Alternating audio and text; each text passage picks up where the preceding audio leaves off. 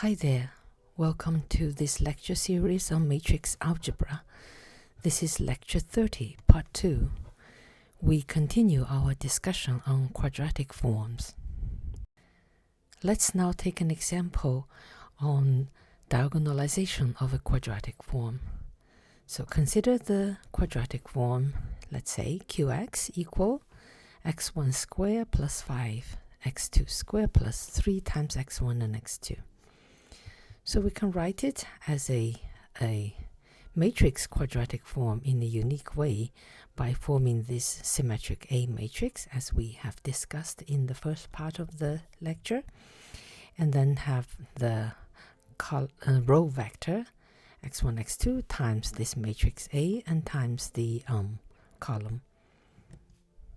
So this matrix is formed by taking this coefficient 1 here and the 5 here, put it on the diagonal, and then take this number here and divide it by 2 and put it on these two off diagonals, and so that this is a symmetric matrix.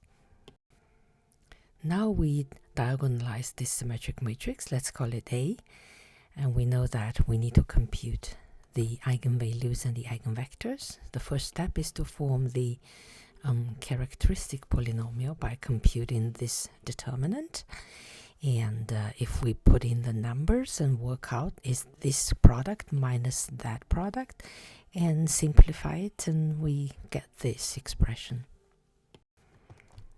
And then we can use the quadratic formula to find the two roots, which are the two eigenvalues, lambda 1, lambda 2, and they will take these two values, and then we can put that back in and solve a system and find the corresponding eigenvectors. So we have a v1 here and we have a v2 here. So here we actually normalized the vectors already, so that the norm of v1 and the norm of v2, they are both 1. Now we form this P matrix, which is formed by taking the two eigenvectors as the two columns, and we put the common factor outside. And then we will know that the inverse of the P is just the P transpose, and inverse P times A times P becomes a diagonal matrix where the diagonals are the eigenvalues. So it's lambda 1 and lambda 2 here. Now we make a variable change. We introduce a variable y, which satisfies the relation that x equals P times y, which is equivalent to y is P transpose times x, because P transpose is just P inverse. So writing out in component, we will know that x1, x2 is this P matrix here times the y matrix. So how does it look like in a graph? Because this is two-dimensional, we can visualize it.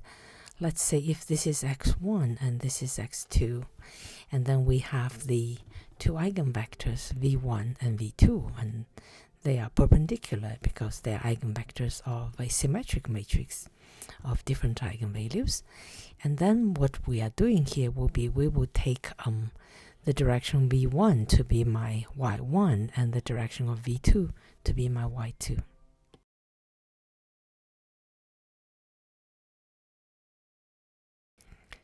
Now we can rewrite the quadratic form and write it in terms of y. So q of x takes this form, which we know is x transpose times a times x, and then we use the relationship that is x is just p times y, so x transpose will be y transpose p transpose times a times x, which is p times y, and then we see the middle three matrices, p transpose a times p gives us the diagonal matrix. So we have yt d times y. And knowing that the diagonals here are just the eigenvalues, and then we can write out that the quadratic of form Q, now using y1, y2 as variable, will be lambda 1, which is in half, y1 square, plus lambda 2, which is 11 over 2, y2 square. A geometric interpretation would be the following. if we are interested in the trajectory of q of x equals 1, and which means we have in the x-coordinate, we have this quadratic form equals 1. So what kind of a curve would we have? Well, we can observe that this is equivalent to say that the quadratic form in the y-coordinate, which is just this here, it would just be a half y1 square plus 11 over 2 y2 square equal 1. And this one we know gives us an ellipse in that coordinate, so we'll have this dotted ellipse here. And then going back to the original variable in the x1 and x2 coordinate, then this equation here determines a curve that is an ellipse that is having v1 and v2 as its axis. Now let's take a look at curves that's determined by quadratic forms in two variables. So we wish to study the curve described by the following equation. Q of x is, this is the general form of quadratic form of two variables, and we set that equal 1, and we wish to know what curves and does this equation describe. So we note that we put a 2 here, that is to make the matrix form simpler, because then we can form the A matrix having a C on the diagonal and have B and B on the off diagonal, instead of if you put B here you'll have half B, which is a bit annoying. Okay, so we have that. And now we see we can perform a rotation of coordinates x equal py, and to diagonalize this A matrix. So this expression here, or this expression here, then can be reduced to the following: lambda 1 y1 square plus lambda 2 y2 square equal 1. Okay, as we have seen in the previous example. And then here the lambda 1 and lambda 2 would be the eigenvalues of A. So in this case, then it's much easier to identify the curves. So we know the curves are very much determined by the signs of the lambda 1 and lambda 2. So if we have both lambda 1 and lambda 2 are positive, then it gives us an ellipse. And then if one is positive and the other is negative, we will have a hyperbola. And then if they are both negative, then it's an empty set, because then you have negative plus negative equals something positive, which is not possible. In the case of a quadratic form in 3 variables, and then we can study the surfaces determined by it. So consider a quadratic form of 3 variables in a general form like that. Set that to be 1. What surface does that describe?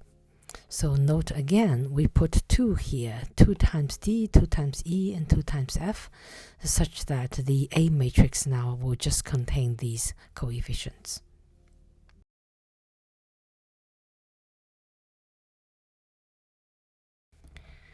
So again, performing a rotation of coordinates, meaning diagonalize it, then this expression here in the y coordinate, y1, y2, y3, will be reduced to this following form: lambda 1 y1 square, lambda 2 y2 square, and lambda 3 y3 square, and they add up to be 1. And here these 3 lambdas are the eigenvalues of the A matrix, which is this one here.